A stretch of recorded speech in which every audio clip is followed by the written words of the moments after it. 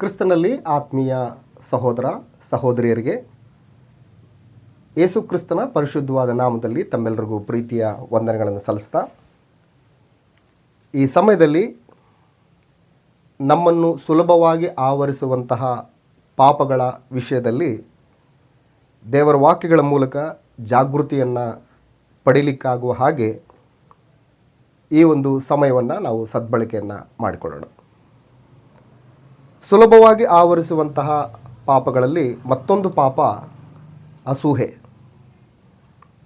ಅಸೂಹೆಯ ಪರ್ಯಾಯ ಪದಗಳು ಮತ್ಸರ, ಹೊಟ್ಟೆಕಿಚ್ಚು, ದ್ವೇಷ.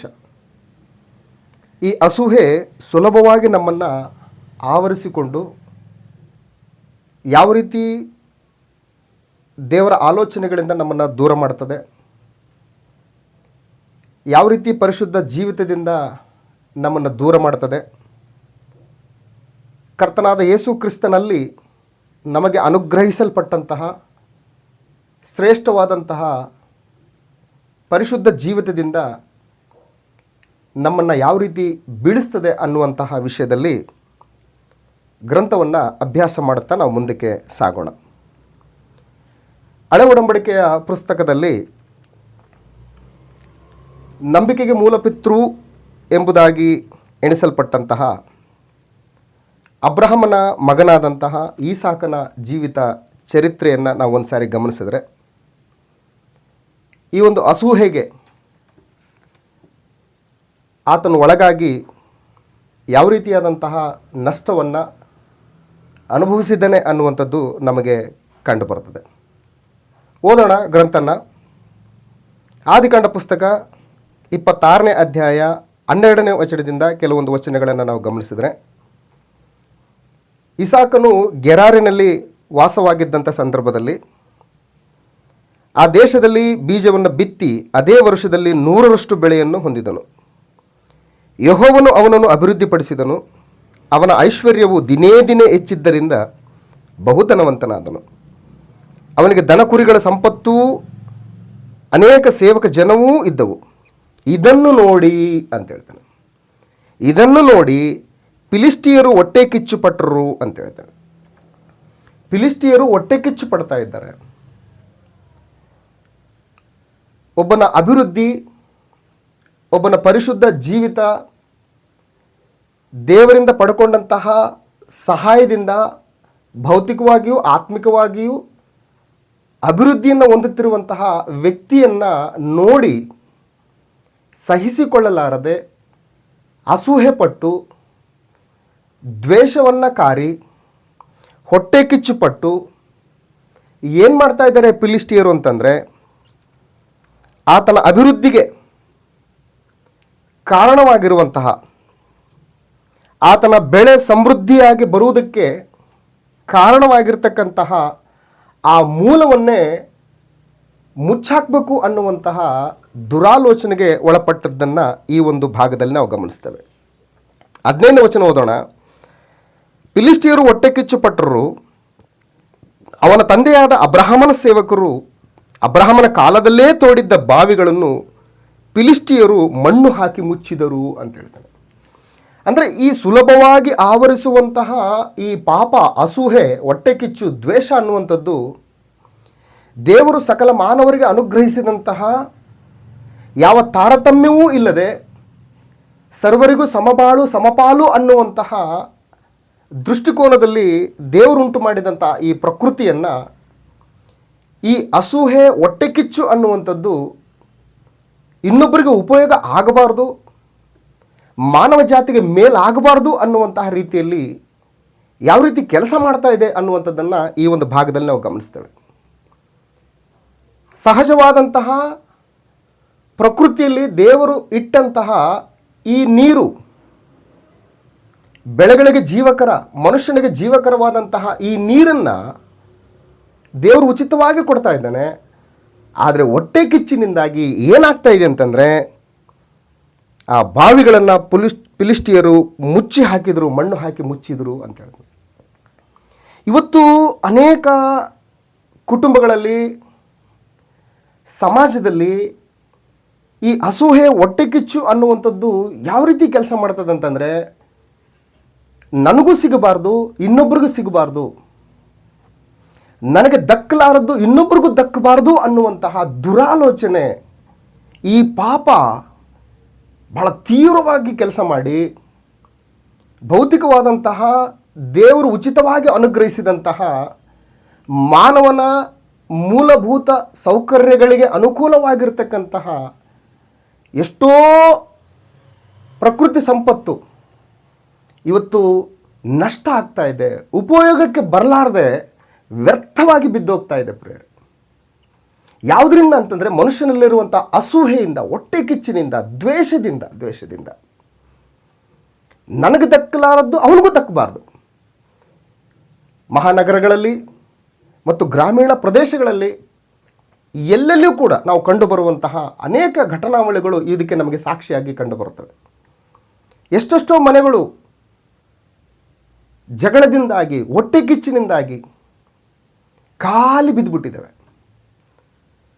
ಜಮೀನುಗಳು ಉಳುಮೆಯನ್ನು ಕಾಣಲಾರದೆ, ದೇವರು ಈ ಒಂದು ಭೂಮಿಗೆ ಆಜ್ಞಾಪಿಸಿದಂತಹ ಆಜ್ಞೆಯನ್ನು ಆ ಭೂಮಿ ನೆರವೇರಿಸಕ್ಕೆ ಆಗದೇ ಇರುವ ಹಾಗೆ ಮನುಷ್ಯನಿಂದ ಹೊರಡುವಂತಹ ಈ ಅಸೂಹೆ ಅವೆಲ್ಲವುಗಳನ್ನು ನಿಲ್ಲಿಸಿಬಿಟ್ಟಿದ್ದಾವೆ. ಇದು ಬಹಳ ವಿಷಾದಕರ ಪ್ರಿಯರೇ. ಹಾಗಾಗಿ ಇಸಾಕನ ಜೀವಿತದಲ್ಲಿ ಫಿಲಿಷ್ಟಿಯರು ಹೊಟ್ಟೆ ಕಿಚ್ಚುಪಟ್ಟು ಏನು ಮಾಡ್ತಾ ಇದ್ದಾರೆ ಅಂತಂದರೆ, ಅಬ್ರಹಾಮನ ಕಾಲದಲ್ಲಿ ತೋಡಿದ್ದಂಥ ಬಾವಿಗಳನ್ನು ಫಿಲಿಷ್ಟಿಯರು ಮುಚ್ಚಿ ಹಾಕಿದ್ದಾರೆ. ಮುಚ್ಚಿ ಹಾಕೋದಕ್ಕೆ ಕಾರಣ ಏನಂತಂದರೆ ಅಸೂಹೆ. ಇದು ಸುಲಭವಾಗಿ ಆವರಿಸುವಂಥ ಪಾಪ. ಇದರಿಂದ ಆತ್ಮೀಯ ಮತ್ತು ಭೌತಿಕವಾದಂತಹ ನಷ್ಟಗಳು ಬಹಳ ದೊಡ್ಡದಾಗಿ ಕಂಡು ಬರ್ತವೆ ಪ್ರಿಯರೇ. ಹಾಗಾಗಿ ಸುಲಭವಾಗಿ ಆವರಿಸುವಂತಹ ಈ ಪಾಪದ ವಿಷಯದಲ್ಲಿ ಗ್ರಂಥ ಇವತ್ತು ನಮ್ಮನ್ನು ಜಾಗೃತಿಗೊಳಿಸ್ತಾ ಇದೆ, ಎಚ್ಚರಿಸ್ತಾ ಇದೆ. Be careful. ಇದು ಸುಲಭವಾಗಿ ಆವರಿಸ್ತದೆ, ನಿನಗೆ ಗೊತ್ತಿಲ್ಲದ ಹಾಗೆ. ಇದು ಬಹಳ ಲೈಟಾಗಿ ಕಂಡು ಬರ್ತದೆ ನಿನಗೆ, ಆದರೆ ಇದ್ರ ಕೆಲಸ ಮಾತ್ರ ಬಹಳ ತೀವ್ರವಾಗಿರುತ್ತೆ, ಬಹಳ ನಷ್ಟವನ್ನುಂಟು ಮಾಡುತ್ತೆ. ಆದಿಕಾಂಡ ಪುಸ್ತಕ 30ನೇ ಅಧ್ಯಾಯದಲ್ಲಿ ಮತ್ತೊಂದು ಸಂದರ್ಭವನ್ನು ನಾವು ಗಮನಿಸಿದರೆ, ಇಲ್ಲಿ ರಾಹೇಲಳು ಯಾಕೋಬನ ಹೆಂಡತಿಯಾದಂತಹ ರಾಹೇಲಳು, ಯಾಕೋಬನು ಬಹಳ ಪ್ರೀತಿ ಮಾಡಿ ಈ ರಾಹೇಲಳನ್ನು ತನ್ನ ಬಾಳ ಸಂಗಾತಿಯನ್ನಾಗಿ ಅಂಗೀಕರಿಸಿಕೊಳ್ಳೋದಕ್ಕೆ ದೈವ ನಿಯಮದ ಪ್ರಕಾರ ಪರಿಶುದ್ಧ ವಿವಾಹದ ಮುಖಾಂತರ ದಾಂಪತ್ಯ ಜೀವಿತವನ್ನು ಅನುಭವಿಸುವುದಕ್ಕೆ ಆತನು ಹೆಚ್ಚು ಕಡಿಮೆ 14 ವರ್ಷ ಜೀತ ಮಾಡಿ ಈ ರಾಹೇಲಳನ್ನು ವರಿಸಿಕೊಂಡಿರ್ತಾನೆ. ಇಂತಹ ರಾಹೇಲಳು, ಯಾಕೋಬನಿಗೆ ಪ್ರೀತಿ ಪಾತ್ರಳಾಗಿರ್ತಕ್ಕಂತಹ ರಾಹೇಲಳು ತನಗೆ ಮಕ್ಕಳಿಲ್ಲ ಅನ್ನುವಂತಹ ಆಲೋಚನೆಯಿಂದ, ತನ್ನ ಅಕ್ಕನಿಗೆ ಲೇಯಳಿಗೆ ಮಕ್ಕಳಾಗಿದ್ದಾವೆ ಅನ್ನುವಂತಹ ಆಲೋಚನೆಯಿಂದ ಹೊಟ್ಟೆ ಕಿಚ್ಚುಪಟ್ಟು ಏನು ಮಾಡ್ತಾ ಇದ್ದಾಳೆ ಆಕೆ ಅನ್ನುವಂಥದ್ದನ್ನು ಒಂದು ಸರಿ ಗಮನಿಸೋಣ. ಆದಿಕಾಂಡ ಪುಸ್ತಕ 30ನೇ ಅಧ್ಯಾಯ 1ನೇ ವಚನದಿಂದ, ರಾಹೇಲಳು ತಾನು ಮಕ್ಕಳನ್ನು ಹೆರದೇ ಇರುವುದನ್ನು ನೋಡಿ ತನ್ನ ಅಕ್ಕನ ಮೇಲೆ ಹೊಟ್ಟೆ ಕಿಚ್ಚುಪಟ್ಟು ಯಾಕೋಬನಿಗೆ ಹೇಳ್ತಾಳೆ, ಮಕ್ಕಳನ್ನು ನನಗೆ ಕೊಡು, ಇಲ್ಲದಿದ್ದರೆ ಸಾಯುವನು ಎಂದು ಹೇಳಲು ಅವನು ಆಕೆಯ ಮೇಲೆ ಕೋಪಗೊಂಡು ಅಂತ ಹೇಳ್ತಾನೆ. ಮಕ್ಕಳನ್ನು ಕೊಡು, ಲೇಯಳಿಗೆ ಮಕ್ಕಳಾಗ್ತಾ ಇದೆ, ನನಗೆ ಮಕ್ಕಳಾಗ್ತಾ ಇಲ್ಲ, ಹೊಟ್ಟೆ ಕಿಚ್ಚು, ಇಲ್ಲಾಂದ್ರೆ ನಾನು ಸತ್ತೋಗ್ತೀನಿ ಅಂತ ಹೇಳ್ತಾ ಇದ್ದಾಳೆ. ನನ್ನ ಮಕ್ಕಳನ್ನು ಕೊಡು, ಇಲ್ಲದಿದ್ದರೆ ನಾನು ಸಾಯ್ತೀನಿ ಅಂತೇಳಿ. ಅಂದರೆ ಈ ಹೊಟ್ಟೆ ಕಿಚ್ಚು ಅನ್ನುವಂಥದ್ದು ಎಲ್ಲಿಗೆ ತಗೊಂಡೋಗ್ತದೆ? ಅಂತಿಮವಾಗಿ ಪ್ರಾಣವನ್ನು ಕೂಡ ತೆಗೆಸಿಕೊಳ್ಳುವ ಮಟ್ಟಿಗೆ ಈ ಹೊಟ್ಟೆ ಕಿಚ್ಚು ಭಾಳ ತೀವ್ರವಾಗಿ ಕೆಲಸ ಮಾಡ್ತದೆ ಅನ್ನುವಂಥದ್ದನ್ನು ಇವತ್ತು ನಾವು ಆಲೋಚನೆ ಮಾಡಬೇಕಾಗಿದೆ. ಇನ್ನು ಮುಂದುವರೆದ ಭಾಗದಲ್ಲಿ ಇದೇ ಆದಿಕಾಂಡ ಪುಸ್ತಕ 37ನೇ ಅಧ್ಯಾಯದಲ್ಲಿ ಯೋಸೇಫನ ಮೇಲೆ ಒಡ ಹುಟ್ಟಿದ ಸಹೋದರರೇ ಅಸೂಹೆ ಪಡುವಂಥದ್ದನ್ನು ನಾವು ಗಮನಿಸ್ತೇವೆ. ಆದಿಕಾಂಡ ಪುಸ್ತಕ 37ನೇ ಅಧ್ಯಾಯದಲ್ಲಿ ಯೋಸೇಫನ ಜೀವಿತ ಚರಿತ್ರೆಯನ್ನು ಈ ಒಂದು ಅಧ್ಯಾಯದಲ್ಲಿ ನಾವು ಗಮನಿಸ್ತೇವೆ. ಈ ಅಧ್ಯಾಯದಲ್ಲಿ 11ನೇ ವಚನದಲ್ಲಿ ನಾವು ವಿಷಯವನ್ನು ನಾವು ಗಮನಿಸಿದ್ರೆ, ಯೋಸೇಫನ ಅಣ್ಣಂದಿರು ಅವನ ಮೇಲೆ ಹೊಟ್ಟೆ ಕಿಚ್ಚು ಪಟ್ಟರು ಅಂತ ಹೇಳ್ತಾರೆ. ಯಾಕೆ ಹೊಟ್ಟೆ ಕಿಚ್ಚು ಪಡ್ತಾ ಇದ್ದಾರೆ? ದೇವರು ಆತನಿಗೆ ಕನಸಿನ ಮೂಲಕ ತಿಳಿಸುವಂತಹ ವಿಚಾರವನ್ನು ಯೋಸೇಫನು ತನ್ನ ಅಣ್ಣಂದರಿಗೆ ತಿಳಿಸ್ತಾ ಇದ್ದಾನೆ. ನಕ್ಷತ್ರಗಳು ಸೂರ್ಯಚಂದ್ರರು ನನಗೆ ಅಡ್ಡು ಬೀಳ್ತಾ ಇದ್ದಾವೆ.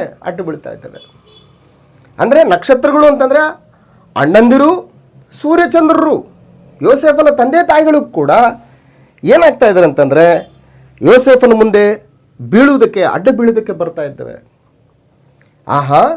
ಮುಂದಿನ ಭವಿಷ್ಯತ್ತಿನಲ್ಲಿ ನಾವೆಲ್ಲರೂ ಕೂಡ ನಿನಗೆ ಅಡಿಯಾಳಾಗ್ತೀವ ಯೋಸೇಫ? ನಾವು ಅಡಿಯಾಳಾದರೂ ಪರವಾಗಿಲ್ಲ, ಆದರೆ ನಿನ್ನನ್ನು ಎತ್ತಂಥ ತಂದೆ ತಾಯಿಗಳು ಕೂಡ ನಿನ್ನ ಮೇಲೆ ಡಿಪೆಂಡ್ ಆಗ್ತಾರಾ? ಸೊ ಇಂಥ ಒಂದು ಸ್ಥಾನಕ್ಕೆ ನೀನು ಬೆಳಿತೀಯಾ ಅನ್ನುವ ಒಂದು ಹೊಟ್ಟೆ ಕಿಚ್ಚು. ಅದಕ್ಕೆ ಯೋಸೇಫನ ಅಣ್ಣಂದಿರು ಅವನ ಮೇಲೆ ಹೊಟ್ಟೆ ಕಿಚ್ಚು ಪಟ್ಟರು ಅಂತ ಹೇಳ್ತಾರೆ. ಹೊಟ್ಟೆ ಕಿಚ್ಚುಪಟ್ಟು ಏನು ಮಾಡಿದ್ರು ಏನಿಲ್ಲ ಅನ್ನುವಂಥದ್ದನ್ನು ನಾವು 37ನೇ ಅಧ್ಯಾಯದ ಮುಂದಿನ ಭಾಗದಲ್ಲಿ ನಾವು ಗಮನಿಸ್ತೇವೆ. ಸೊ ಹಾಗಾಗಿ ಸುಲಭವಾಗಿ ಆವರಿಸುವಂತಹ ಈ ಅಸೂಹೆ, ದ್ವೇಷ, ಹೊಟ್ಟೆ ಕಿಚ್ಚು ಅನ್ನುವಂಥದ್ದು ಭಾಳ ಭಯಂಕರವಾಗಿ, ಭಾಳ ತೀವ್ರವಾಗಿ ದೇವರ ಕೋಪಕ್ಕೆ ಗುರಿ ಮಾಡುವಂತಹ ದಿಕ್ಕಿನಲ್ಲಿ, ದೇವರ ಆಲೋಚನೆಗಳನ್ನು ನೆರವೇರಿಸುವುದಕ್ಕೆ ವಿರುದ್ಧವಾಗಿ ಕೆಲಸ ಮಾಡ್ತಾ ಇದೆ ಅನ್ನುವಂಥದ್ದನ್ನು ನಾವು ಗಮನಿಸಬೇಕಾಗ್ತದೆ. ಇನ್ನು ಮುಂದುವರೆದ ಭಾಗದಲ್ಲಿ ದೇವರ ಪ್ರಜೆಗಳಾದಂತಹ ಇಸ್ರಾಯೇಲರನ್ನು ದೇವರು ವಾಗ್ದಾನ ಮಾಡಿದಂಥ ಕಾನಾನ್ ದೇಶಕ್ಕೆ ನಡೆಸಿಕೊಂಡು ಹೋಗುವಂತಹ ಜವಾಬ್ದಾರಿಯನ್ನು ದೇವರಿಂದ ವಹಿಸಿಕೊಂಡಂತಹ ಮೋಶೆ ಆರೋನರ ಮೇಲೆ ಭೌತಿಕವಾದಂಥ ಕೊರತೆಗಳು ಎದುರಾದಂಥ ಸಂದರ್ಭದಲ್ಲಿ ನೀರು, ಆಹಾರ ಇವುಗಳ ವಿಷಯದಲ್ಲಿ ಮೋಶೆ ಆರೋನರ ಮೇಲೆ ಇಸ್ರಾಯೇಲರು ಏನು ಮಾಡ್ತಾ ಇದ್ದಾರೆ ಅಂತಂದರೆ ಹೊಟ್ಟೆ ಕಿಚ್ಚು ಪಡ್ತಾ ಇದ್ದಾರೆ, ಗುಣಗುಟ್ಟುತ್ತಾ ಇದ್ದಾರೆ, ದ್ವೇಷವನ್ನು ಕಾರ್ತಾ ಇದ್ದಾರೆ, ಅಸೂಹೆ ಪಟ್ಕೊಳ್ತಾ ಇದ್ದಾರೆ. ಸೊ ಯಾಕೆ ಕರ್ಕೊಂಬಂದು ನಮ್ಮನ್ನು ಇಲ್ಲಿಗೆ ನೀನು? ನಾವೆಲ್ಲ ಎಷ್ಟೋ ಚೆನ್ನಾಗಿದ್ದೀವಲ್ಲ ಅನ್ನುವಂಥ ದಿಕ್ಕಿನಲ್ಲಿ ಆಲೋಚನೆ ಮಾಡ್ತಾ ಇದ್ದಾರೆ. ಕೀರ್ತನೆಗಳ ಗ್ರಂಥ 106ನೇ ಕೀರ್ತನೆಯನ್ನು ನಾವು ಗಮನಿಸಿದರೆ, ಕೀರ್ತನೆಗಳ ಗ್ರಂಥ 106ನೇ ಕೀರ್ತನೆ 16ನೇ ವಚನದಲ್ಲಿ ಈ ರೀತಿಯಾಗಿ ನಮಗೆ ಕಂಡು ಬರ್ತದೆ. ಅವರು ಪಾಳೆಯದಲ್ಲಿ ಮೋಶೆಯ ಮೇಲೆಯೂ ಯೆಹೋವನು ಪ್ರತಿಷ್ಠಿಸಿದ ಆರೋನನ ಮೇಲೆಯೂ ಹೊಟ್ಟೆ ಕಿಚ್ಚು ಪಡಲು ಅಂತ ಹೇಳ್ತಾನೆ. ಮೋಶೆ ಆರೋನರ ಮೇಲೆ ಇಸ್ರಾಯೇಲರು ಹೊಟ್ಟೆ ಕಿಚ್ಚು ಪಡ್ತಾ ಇದ್ದಾರೆ. ಇದು ಒಳ್ಳೆಯದಾ? ಇದು ದೇವರು ಮೆಚ್ಚುವಂಥದ್ದೇನಾ? ಇದು ದೇವರು ಕೋರಿಕೊಂಡಂಥದ್ದೇನಾ? ಆಲೋಚನೆ ಮಾಡಬೇಕಾಗಿದೆ ಪ್ರಿಯರೇ. ಸೊ ಹಾಗಾಗಿ ಈ ಒಂದು ಅಸೂಹೆ ಅನ್ನುವಂಥದ್ದು, ಈ ದ್ವೇಷ ಅನ್ನುವಂಥದ್ದು, ಹೊಟ್ಟೆ ಕಿಚ್ಚು ಅನ್ನುವಂಥದ್ದು ಇದು ಜ್ಞಾನಿಗಳ ಲಕ್ಷಣ ಅಲ್ಲ. ಇದು ಜ್ಞಾನಿಗಳಲ್ಲಿ ಕಂಡುಬರುವಂತಹ ಒಂದು ಲಕ್ಷಣ ಅಲ್ಲ ಇದು. ಹಾಗಾದರೆ ಇದು ಯಾರಲ್ಲಿ ಕಂಡು ಬರ್ತದೆ ಅಂತಂದರೆ ಇದು ಬುದ್ಧಿಹೀನರಲ್ಲಿ ಕಂಡು ಬರುವಂತಹ ಒಂದು ಗುಣ. ಇದು ಬುದ್ಧಿಹೀನರು ನಡೆಸುವಂಥ ಒಂದು ಕೆಲಸ ಇದು ಅಸೂಹೆ ಅನ್ನುವಂಥದ್ದು. ಅದಕ್ಕೆ ಯೋಬನ ಗ್ರಂಥದಲ್ಲಿ ನಾವು ಗಮನಿಸ್ತೇವೆ. ಯೋಬನ ಗ್ರಂಥ 5ನೇ ಅಧ್ಯಾಯದಲ್ಲಿ, ಯೋಬನ ಗ್ರಂಥ 5ನೇ ಅಧ್ಯಾಯ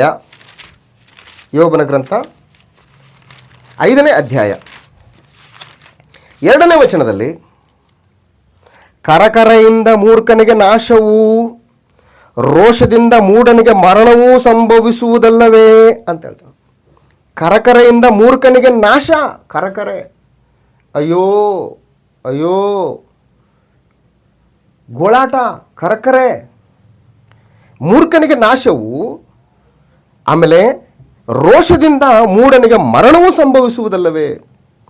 ಸೊ ಹಾಗಾಗಿ ಬುದ್ಧಿಹೀನರು ಏನು ಮಾಡ್ತಾರೆ? ಅಸೂಹೆ ಪಡ್ತಾರೆ. ಬುದ್ಧಿಹೀನರು ಅಸೂಹೆ ಪಡ್ತಾರೆ. ಇದು ಜ್ಞಾನಿಗಳ ಲಕ್ಷಣ ಅಲ್ಲ, ಜ್ಞಾನಿಗಳ ಗುಣ ಅಲ್ಲ, ಇದು ಬುದ್ಧಿಹೀನರ ಒಂದು ಗುಣ. ಇದರ ವಿಷಯದಲ್ಲಿ ನಾವು ಜಾಗೃತಿ ವಹಿಸಬೇಕಾಗಿದೆ ಪ್ರಿಯರೇ. ಅಸೂಹೆ ಇದು ಸುಲಭವಾಗಿ ನಮ್ಮನ್ನು ಆವರಿಸ್ಕೊಂಡು ಯಾವ ಮಟ್ಟಿಗೆ ನಮ್ಮನ್ನು ದೇವರಿಂದ ದೂರ ಮಾಡ್ತದೆ ಅನ್ನುವಂಥದ್ದು ಬಹಳ ತಿಳ್ಕೊಳ್ಬೇಕಾದಂಥ ವಿಷಯ ಪ್ರಿಯರೇ. ಜ್ಞಾನೋಕ್ತಿಗಳ ಪುಸ್ತಕದಲ್ಲಿ ಶಾಂತಿ ಗುಣವು ದೇಹಕ್ಕೆ ಜೀವಾಧಾರವು, ಕ್ರೋಧವು ಎಲುಬಿಗೆ ಕ್ಷಯವು ಅಂತ ಹೇಳ್ತಾನೆ.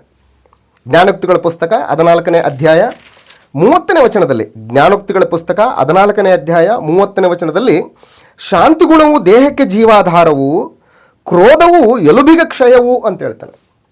ಇಂಗ್ಲೀಷ್ನಲ್ಲಿ ಭಾಳ ಚೆನ್ನಾಗಿದೆ ಇದು.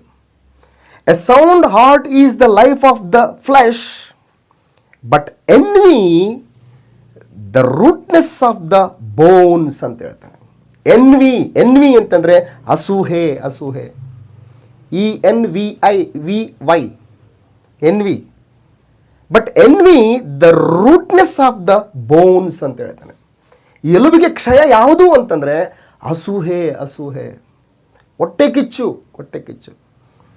ಬೆಂಕಿ ನಿರ್ಜೀವ ವಸ್ತುಗಳನ್ನು ಇತರರನ್ನು ಸುಟ್ಟರೆ ಈ ಹೊಟ್ಟೆ ಇರುವಂತಹ ಕಿಚ್ಚು, ಈ ಅಸೂಹೆ ಅನ್ನುವಂಥದ್ದು ನನ್ನನ್ನೇ ಸುಡುತ್ತದೆ, ನನ್ನ ದೇಹಕ್ಕೆ ಹಾನಿ ಉಂಟು ಮಾಡ್ತದೆ, ನನ್ನ ಮಾನಸಿಕವಾದಂತಹ ಒಂದು ಜೀವಿತಕ್ಕೆ ಧಕ್ಕೆ ಉಂಟು ಮಾಡ್ತದೆ. ಆರೋಗ್ಯಕರವಾದಂತಹ ಆಲೋಚನೆಗಳಾಗಲಿ, ಆರೋಗ್ಯಕರವಾದಂತಹ ಬೆಳವಣಿಗೆಗೆ ಅಡ್ಡಿಯಾಗಿರ್ತಕ್ಕಂಥದ್ದು ಈ ಅಸೂಹೆ ಅಂತ ಹೇಳ್ತಾನೆ. ಹಾಗಾಗಿ ಈ ಅಸೂಹೆ ಏನು ಅಂತಂದರೆ ಇದು ಶಾರೀರಿಕ ಕಾರ್ಯಗಳು ಅಂತ ಹೇಳಿ, ಶರೀರ ಸಂಬಂಧವಾದಂತಹ ಕಾರ್ಯಗಳು ಅಂತ ಹೇಳ್ತಾನೆ. ಗಲಾತ್ಯದವರಿಗೆ ಬರೆದ ಪತ್ರಿಕೆ 5ನೇ ಅಧ್ಯಾಯದಲ್ಲಿ, ಗಲಾತ್ಯದವರಿಗೆ ಬರೆದ ಪತ್ರಿಕೆ 5ನೇ ಅಧ್ಯಾಯ 19ರಿಂದ 21ನೇ ವಚನದಲ್ಲಿ ನಾವು ಗಮನಿಸಿದರೆ, ಶರೀರ ಭಾವದ ಕರ್ಮಗಳು ಪ್ರಸಿದ್ಧವಾಗಿಯೇ ಅವೆ. ಯಾವುವೆಂದರೆ ಜಾರತ್ವ, ಬಂಡುತನ, ನಾಚಿಗೇಡಿತನ, ವಿಗ್ರಹಾರಾಧನೆ, ಮಾಟ, ಅಗೆತನ, ಜಗಳ, ಹೊಟ್ಟೆ ಕಿಚ್ಚು. ಇವು ಯಾವುವು ಅಂತಂದರೆ ಶರೀರ ಭಾವದ ಕರ್ಮಗಳು ಅಂತ ಹೇಳ್ತಾನೆ. ಯಾಕೋಬನು ಏನು ಹೇಳ್ತಾನೆ ಅಂತಂದರೆ, ಯಾಕೋಬನು ಬರೆದ ಪತ್ರಿಕೆ 3ನೇ ಅಧ್ಯಾಯ, ಯಾಕೋಬನು ಬರೆದ ಪತ್ರಿಕೆ 3ನೇ ಅಧ್ಯಾಯ 13ರಿಂದ 16ನೇ ವಚನದಲ್ಲಿ ನಾವು ಗಮನಿಸಿದರೆ, ನಿಮ್ಮಲ್ಲಿ ಜ್ಞಾನಿಯೂ ಬುದ್ಧಿವಂತನು ಯಾರು? ಅಂಥವನು ಯೋಗ್ಯವಾಗಿ ನಡೆದುಕೊಂಡು ಜ್ಞಾನದ ಲಕ್ಷಣವಾಗಿರುವ ಶಾಂತ ಗುಣದಿಂದ ಅದರ ಫಲವನ್ನು ತೋರಿಸಲಿ. ಆದರೆ ತೀಕ್ಷ್ಣವಾದಂಥ ಮತ್ಸರವು, ಪಕ್ಷಭೇದವು ನಿಮ್ಮ ಹೃದಯದೊಳಗೆ ಇರುವಲ್ಲಿ ನೀವು ಸತ್ಯಕ್ಕೆ ವಿರೋಧವಾಗಿ ಸುಳ್ಳಾಡಿ ಹೊಗಳಿಕೊಳ್ಳಬೇಡ್ರಿ ಅಂತ ಹೇಳ್ತಾನೆ. ತೀಕ್ಷ್ಣವಾದಂತಹ ಇದು ನೀಚ ಕಾರ್ಯ. ಇದು ನೀಚ ಕಾರ್ಯ. ಅಸೂಹೆ ಅನ್ನುವಂಥದ್ದು ನೀಚ ಕಾರ್ಯ. ದೇವರು ಇಷ್ಟಪಡದೇ ಇರುವಂಥ ಒಂದು ಕಾರ್ಯ ಅಸೂಹೆ. ಇದು ನೀಚ ಕಾರ್ಯ ಅಂತ ಹೇಳ್ತಾನೆ. ಸೊ ಹಾಗಾಗಿ ರೋಮಾಪುರದವರು ಬರೆದ ಪತ್ರಿಕೆ 1ನೇ ಅಧ್ಯಾಯದ 28ರಿಂದ 32ನೇ ವಚನದಲ್ಲಿ ದೇವರ ಜ್ಞಾನ ಅವ್ರಿಗೆ ಇಷ್ಟ ಇಲ್ಲದ ಕಾರಣ, ದೇವರು ಅಂದರೆ ಅವ್ರಿಗೆ ಇಷ್ಟವಿಲ್ಲದ ಕಾರಣ, ದೇವರು ತಾನೇ ಅವರನ್ನು ಅನಿಷ್ಟ ಭಾವಕ್ಕೆ ಒಪ್ಪಿಸಿಕೊಡ್ತಾ ಇದ್ದಾನೆ ಅಂತ ಹೇಳ್ತಾನೆ. ಅನಿಷ್ಟ ಭಾವಕ್ಕೆ ಒಪ್ಪಿಸಿಕೊಡ್ತಕ್ಕಂಥವರು ಯಾವ್ಯಾವ ಗುಣಗಳನ್ನು ಹೊಂದಿರ್ತಾರೆ ಅನ್ನುವಂಥದ್ದನ್ನು ಅಲ್ಲಿ ಒಂದು ಲಿಸ್ಟ್ ಇದೆ ನಮಗೆ. ರೋಮಾಪುರದವರು ಬರೆದ ಪತ್ರಿಕೆ 1ನೇ ಅಧ್ಯಾಯ 28ನೇ ವಚನದಿಂದ 32ನೇ ವಚನದವರೆಗೆ ನಾವು ಗಮನಿಸಿದರೆ, ಇದಲ್ಲದೆ ದೇವರ ಜ್ಞಾನವು ಅವರಿಗೆ ಇಷ್ಟವಿಲ್ಲದ್ದರಿಂದ ಅಲ್ಲದ ಕೃತ್ಯಗಳನ್ನು ನಡೆಸುವವರಾಗುವಂತೆ ದೇವರು ಅವರನ್ನು ಅನಿಷ್ಟ ಭಾವಕ್ಕೆ ಒಪ್ಪಿಸಿದನು. ಹೇಗೆಂದರೆ ಅವರು ಸಕಲ ವಿಧವಾದ ಅನ್ಯಾಯ, ದುರ್ಮಾರ್ಗತನ, ಲೋಲುಪ್ತಿ, ದುಷ್ಟತ್ವಗಳಿಂದಲೂ ಹೊಟ್ಟೆ ಕಿಚ್ಚು. ಸೊ ಇವರು ದೇವರ ಜ್ಞಾನ ಇಷ್ಟ ಇಲ್ದಿರ್ತಕ್ಕಂಥವ್ರು, ದೇವರ ಜ್ಞಾನಕ್ಕೆ ವಿರೋಧಿಗಳಾಗಿ ನಡೀತಕ್ಕಂಥವ್ರು, ಶರೀರ ಭಾವದ ಕರ್ಮಗಳನ್ನು ಪ್ರಸಿದ್ಧಿ ಮಾಡ್ತಕ್ಕಂಥವ್ರು. ಇದು ಶರೀರ ಭಾವದ ಕರ್ಮ ಯಾವುದು? ಅಸೂಹೆ ಅನ್ನುವಂಥದ್ದು ಅಂತ ಹೇಳ್ತಾನೆ. ಇದು ಕತ್ತಲಿಗೆ ಅನುಗುಣವಾದಂಥ ಕಾರ್ಯಗಳು ಅಂತ ಹೇಳ್ತಾನೆ. ಇದು ಕತ್ತಲಿಗೆ ಅನುಗುಣವಾದಂಥ ಕಾರ್ಯ. ಅಸೂಹೆ ಕತ್ತಲಿಗೆ ಸಂಬಂಧಪಟ್ಟಂಥ ಕಾರ್ಯ. ಅದೇ ರೋಮಾಪುರದವರು ಬರೆದ ಪತ್ರಿಕೆ 13ನೇ ಅಧ್ಯಾಯದಲ್ಲಿ ಈ ವಿಷಯವನ್ನು ನಾವು ಗಮನಿಸ್ತೇವೆ. ರೋಮಾಪುರದವರು ಬರೆದ ಪತ್ರಿಕೆ 13ನೇ ಅಧ್ಯಾಯ 11ನೇ ವಚನದಲ್ಲಿ, ಈಗಿನ ಕಾಲವು ನಿದ್ದೆಯಿಂದ ಎಚ್ಚರವಾಗತಕ್ಕ ಕಾಲವೆಂದು ಅರಿತು ಇದನ್ನೆಲ್ಲ ಮಾಡ್ರಿ. ನಾವು ಕ್ರಿಸ್ತನನ್ನು ಮೊದಲು ನಂಬಿದ ಕಾಲದಲ್ಲಿ ಇದ್ದದ್ದಕ್ಕಿಂತ ಈಗ ನಮ್ಮ ವಿಮೋಚನೆಯು ಹತ್ತಿರವಾಯಿತು. ഇരുಳು ಬಹಳ ಮಟ್ಟಿಗೆ ಕಳೆಯಿತು, ಹಗಲು ಸಮೀಪವಾಯಿತು. ಕತ್ತಲೆಗೆ ಅನುಗುಣವಾದ ಕೃತ್ಯಗಳನ್ನು ಬಿಟ್ಟು ಬೆಳಕಿಗೆ ಅನುಗುಣವಾದ ಆಯುಧಗಳನ್ನು ಧರಿಸಿಕೊಳ್ಳೋಣ.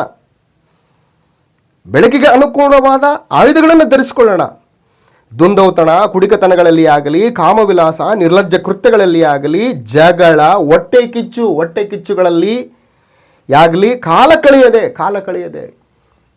ಕತ್ತಲಿಗೆ ಸಂಬಂಧಪಟ್ಟಂಥ ಜೀವಿತ ಇದು. ಒಂದಾನೊಂದು ಕಾಲದಲ್ಲಿ ಕತ್ತಲಲ್ಲಿ ಇದ್ದೀವಿ. ನಾವು ಹೊಟ್ಟೆ ಕಿಚ್ಚು ಪಡ್ತಾ ಇದ್ದೀವಿ, ಅಸೂಹೆ ಪಡ್ತಾ ಇದ್ದೀವಿ, ಮತ್ಸರ ಪಡ್ತಾ ಇದ್ದೀವಿ. ಈಗ ನಾವು ಬೆಳಕಿಗೆ ಬಂದಿದ್ದೀವಿ. ಕೊಲೊಸ್ಸೆ ಪತ್ರಿಕೆ 1ನೇ ಅಧ್ಯಾಯ 13ನೇ ವಚನದಲ್ಲಿ, ದೇವರು ನಮ್ಮನ್ನು ಅಂಧಕಾರದ ದೊರೆತನದಿಂದ ಬಿಡಿಸಿ ತನ್ನ ಪ್ರಿಯ ಕುಮಾರನ ರಾಜ್ಯದೊಳಗೆ ಸೇರಿಸಿದನು. ಕ್ರಿಸ್ತನಲ್ಲಿ ಸೇರುವುದಕ್ಕಿಂತ ಮುಂಚೆ ನಾವು ಈ ಎಲ್ಲ ಗುಣಗಳಲ್ಲಿ ಇದ್ವಿ. ಈಗ ಬೆಳಕಿನಲ್ಲಿ ಬಂದಿದ್ದೀವಿ. ಬೆಳಕಿನ ಕೃತ್ಯಗಳು ಬಯಲಿಗೆ ಬರಬೇಕಾಗಿದೆ. ಅಸೂಹೆ, ದ್ವೇಷ, ಹೊಟ್ಟೆ ಕಿಚ್ಚು, ಮತ್ಸರ ಇವುಗಳು ದೇವರು ಮೆಚ್ಚುವಂಥ ಕಾರ್ಯಗಳಲ್ಲ. ಇವುಗಳಿಂದ ದೇವರ ಕೋಪ ಆ ವ್ಯಕ್ತಿಯ ಮೇಲೆ ಕೇಂದ್ರೀಕೃತವಾಗ್ತದೆ. ಆದ್ದರಿಂದ ಎಚ್ಚರಿಕೆ. ಮನುಷ್ಯನ ಒಳಗಿನಿಂದ ಹೊರಡುವಂಥವುಗಳು, ಕರ್ತನಾದ ಯೇಸು ಕ್ರಿಸ್ತನ ಮತ್ತಾಯನ ಬರೆಸುವ ವಾರ್ತೆ 7ನೇ ಅಧ್ಯಾಯ 23ನೇ ವಚನದಿಂದ ಹೇಳ್ತಾನೆ, ಊಟ ಮಾಡುವಂಥ ವಿಷಯದಲ್ಲಿ, ಆಹಾರ ಪದಾರ್ಥಗಳನ್ನು ವಿಷಯದಲ್ಲಿ. ಹೊರಗಿನಿಂದ ಮನುಷ್ಯನ ಒಳಗಡೆ ಹೋಗುವಂತಹ ಆಹಾರ ಪದಾರ್ಥಗಳು ಮನುಷ್ಯನನ್ನು ಹೊಲೆ ಮಾಡೋದಿಲ್ಲ. ಆದರೆ ಮನುಷ್ಯನ ಒಳಗಿನಿಂದ ಹೊರಗೆ ಬರ್ತಕ್ಕಂಥವುಗಳು ಏನವು ಅಂತಂದರೆ, ಮತ್ತಾಯನ ಬರೆಸುವ ವಾರ್ತೆ 7ನೇ ಅಧ್ಯಾಯದಲ್ಲಿ ಅವ್ಯಾವು ಹೊಲೆ ಮಾಡ್ತಕ್ಕಂಥವು, ಸಮಾಜವನ್ನು ಕೆಡಿಸ್ತಕ್ಕಂಥದ್ದು, ಸಮಾಜವನ್ನು ಹೊಲೆ ಮಾಡ್ತಕ್ಕಂಥವುಗಳು ಯಾವುವು ಅಂತಂದರೆ, ಮತ್ತಾಯನ ಬರೆಸುವ ವಾರ್ತೆ 7ನೇ ಅಧ್ಯಾಯ 20ರಿಂದ 23ನೇ ವಚನದಲ್ಲಿ ಈ ರೀತಿಯಾಗಿ ನಮಗೆ ಗ್ರಂಥ ಎಚ್ಚರಿಸ್ತಾ ಇದೆ.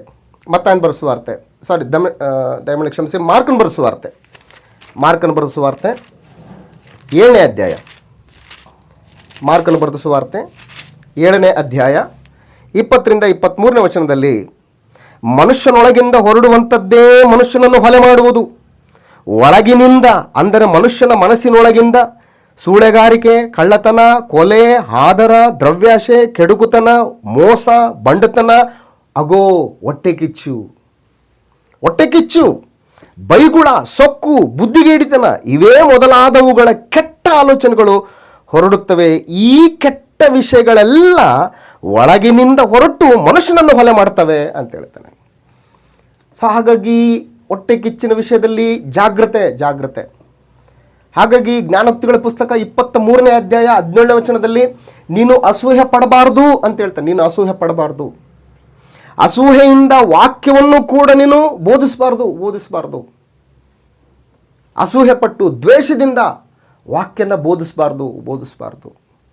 ಫಿಲಿಪ್ಪಿ ಪತ್ರಿಕೆ 1ನೇ ಅಧ್ಯಾಯ 15ನೇ ವಚನದಲ್ಲಿ ಈ ಒಂದು ವಿಷಯವನ್ನು ನಾವು ಗಮನಿಸ್ತೇವೆ. ಫಿಲಿಪ್ಪಿ ಪತ್ರಿಕೆ 1ನೇ ಅಧ್ಯಾಯ, ಫಿಲಿಪಿಯವರಿಗೆ ಬರೆದ ಪತ್ರಿಕೆ 1ನೇ ಅಧ್ಯಾಯ 15ನೇ